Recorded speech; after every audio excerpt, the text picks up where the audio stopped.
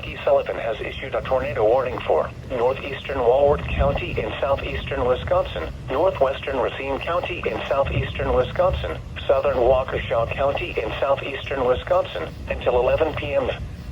At 10:33 p.m., a severe thunderstorm capable of producing a tornado was located near Palmyra, or 7 miles northwest of East Troy, moving east at 55 miles an hour. Hazard, tornado. Source, radar indicated rotation. Impact, flying debris will be dangerous to those caught without shelter. Mobile homes will be damaged or destroyed.